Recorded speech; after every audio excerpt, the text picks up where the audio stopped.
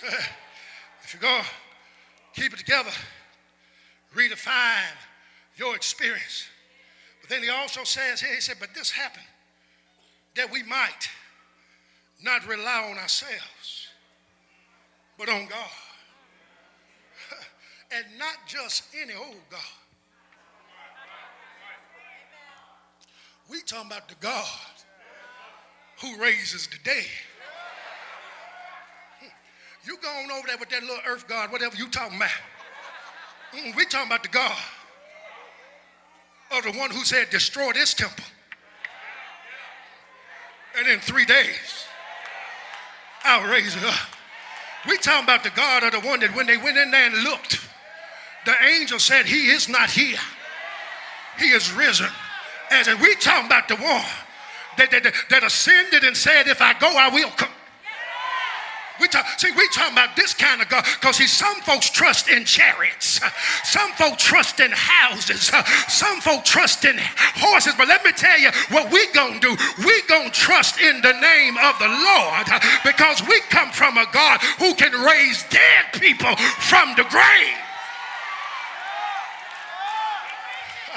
And when you're just trying to keep it together, not only do you have to trust in God, you have to employ what I call active trust.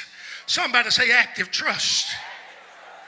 And see, active trust is complete confidence in God and God's ability to be and do as God has promised while we operate in our God ordained and defined identity. What does that mean? I believe everything that God said God is going to do. Y'all can call me silly, call me foolish, but I got that much faith. And I told him at 7:30, and let me just tell you now, I believe that God can raise the dead. I believe that God can cure cancerous tumors. I trust in doctors, I trust in lawyers, but I also know the great physician. Because every now and again, when medical science has been trumped and stopped and stuff, we serve a God who can slide up under the door. Anybody know what I'm talking about? I'm talking about the God who slides up under the door, who baffles even those who are the most intelligent and does what nobody else can do. And saints, I'm going to ask God for healing until he says otherwise.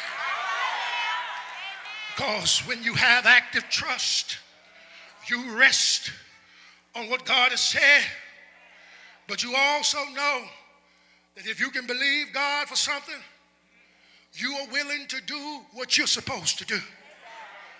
Because see, some folk, they want God to do all the doing. God will do. But every now and again, get yourself up and do something.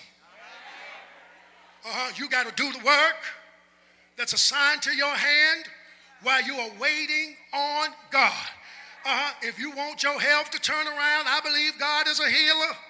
But every now and again, get out there and walk on the treadmill. Walk on the sidewalk.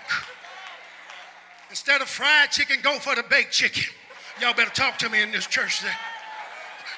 When you want God to move, if you are seeking a job, at least have enough decency to fill out an application. Dust off your resume. Go to where you need to go. Let me tell you something. I believe God is able to restore a semblance of decency back to this nation. We have got, I don't care which side of the aisle you sit on, we've gotten to a place where they're mean-spirited people. We've gotten to a place where there's all kinds of confusion.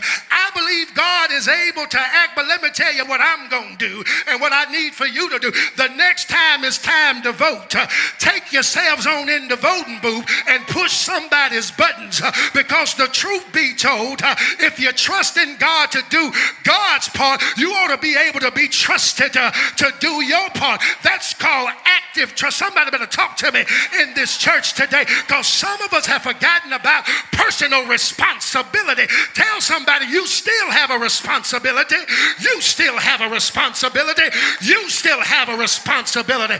Trust in God, but do what you're supposed to do as well.